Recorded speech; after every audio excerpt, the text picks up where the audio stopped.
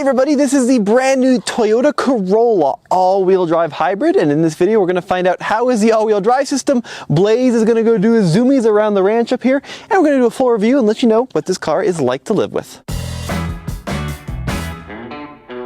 We're going to run this new Toyota Corolla through the TFL slip test. This is an all-wheel drive torture test where we get various wheels stuck on purpose in these rollers to see in a controlled environment how this Toyota is going to perform in the snow, the ice, the slush, that kind of thing. This new Toyota Corolla hybrid is powered by a 1.8 liter 4-cylinder naturally aspirated gasoline engine made into Toyota's hybrid system. The total system output is about 134 horsepower. Some sources say 138, but it's not a ton of power. If you do want more power in your 2023 Corolla, there's a new gasoline engine, which makes up to about 169 horsepower, but that one isn't all-wheel drive. Honestly, right around 140 horsepower is plenty for this vehicle. It's not a sports car. It's just designed to get really good efficiency and have some snow traction.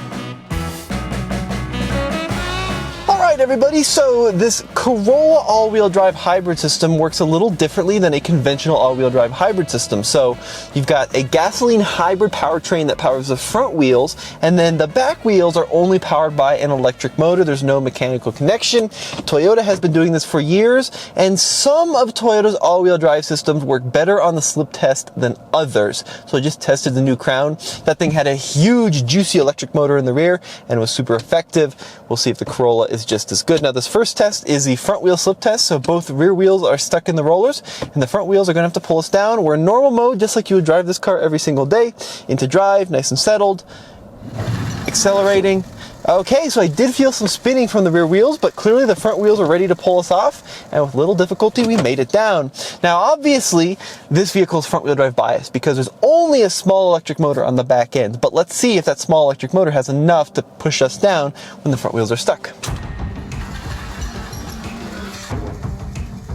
The Corolla was lightly updated for the 2023 model year, and this all-wheel drive in SE with the premium package comes in at about $30,500.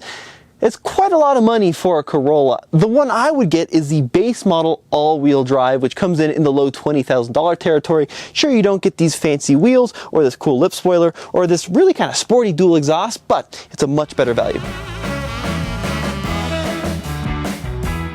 Now this is a test that certain Toyotas have struggled with in the past, and I'm looking at you, previous generation Prius. We'll include some footage of that car here. I'm in drive, nothing special selected here. Foot off the brake, onto the gas. Come on. So you can see in my display here, it's definitely trying to send some torque to the rear, but not quite enough. So the front wheels are definitely spinning. Both front wheels are really spinning furiously, but no action to the rear. So let me try turning off traction control here. We'll give it another go.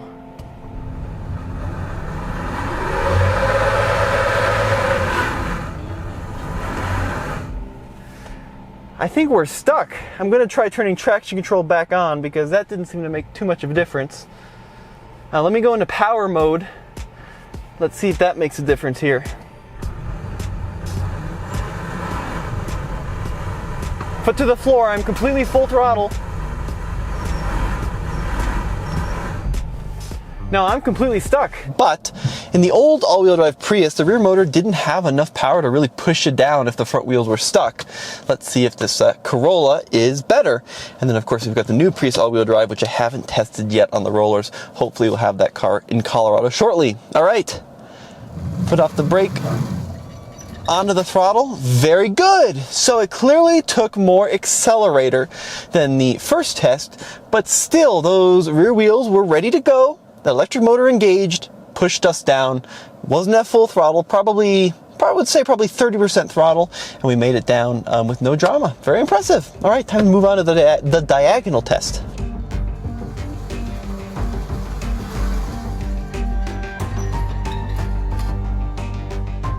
As we step inside this 2023 Corolla, a couple of cool things in here which we should talk about, starting with the mode selector switch. 3 different drive modes in this Corolla, including an eco mode. By the way, EPA combined 44 mpg, and this little button right here, in EV mode, you can drive very short distances on electricity alone. This Corolla is equipped with an 8-inch touchscreen display, very user-friendly. It does work with Android Auto and Apple CarPlay. You've got user profiles in this display as well, but my favorite part is it has an old-fashioned volume knob. Check that out. Single zone automatic climate control in this Toyota, no dual zone. You do have a dual knob setup and an actual knob, by the way, for fan and temperature, which is great. One thing which I really think this car should have at this price point is heated seats. One of the best part about every Corolla for 2023, Toyota Safety Sense 3.0, and it gives you great features like lane keeping assist, lane centering, as well as a full adaptive cruise control suite, along with emergency braking, blind spot monitoring, that kind of thing. So lots of really, really high quality integrated technology. And the last interesting thing at the front of the Corolla, which is getting kind of rare for 2023,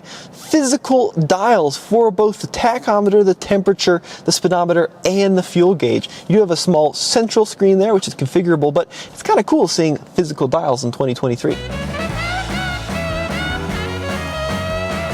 Moving on to the diagonal slip test. So the left front and the right rear are going to be stuck in the rollers, and then the traction control is going to have to engage, slow down the wheels that are spinning, which then forces wheel speed to the wheels on the ground to get us unstuck. So it's very common not only in, mud and sand and that kind of thing, but very common in the snow. Imagine you're driving up on a snowy curb, opposite wheels start spinning. This is a very common situation. So into neutral, vehicle settled, into drive, still in the normal mode, foot off the brake, out of the accelerator.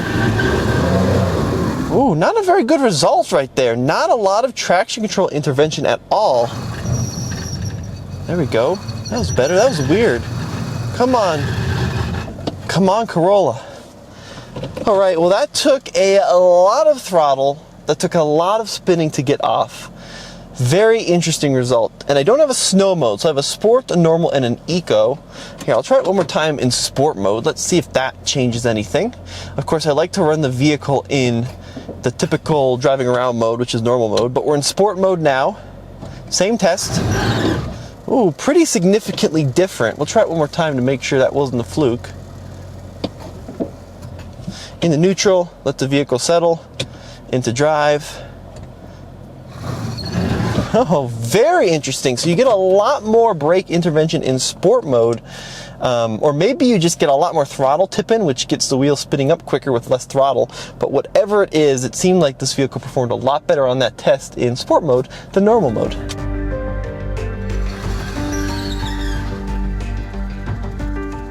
The backseat of the Corolla is fairly spacious considering it's a very small car. Now, I do have decent legroom, although headroom is a little bit compromised. At 6 feet tall, my head does start to scrape on the ceiling. And then there is a small hump back here, which is interesting because there's no drive shaft that runs to the rear. So kind of wondering why that hump is there. We do have dual USB-C outlets, and of course, you got a little fold down center armrest.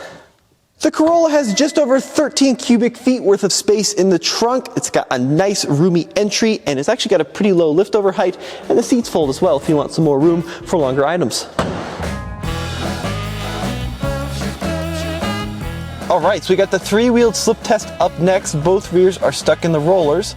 The left front stuck, only the right front is on the ground.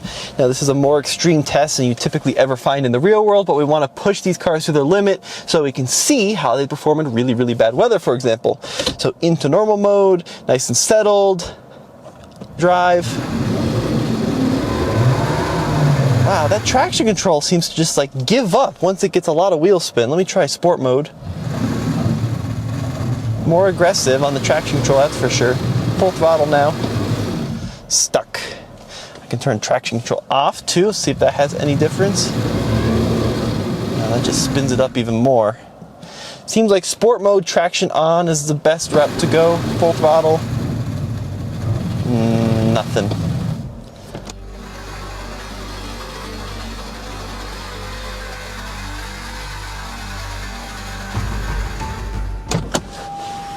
I'm gonna need a push, my friend.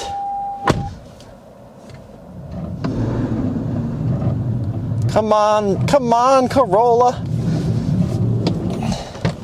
All right, I'm gonna cheat.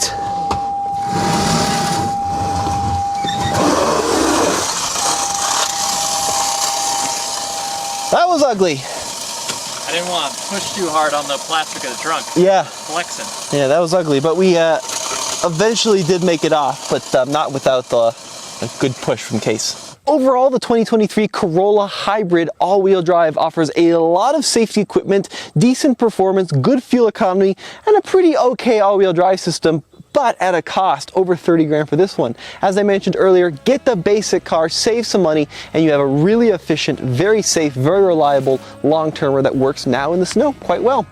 Okay, it's not a Wrangler, but you know, it'll do the job.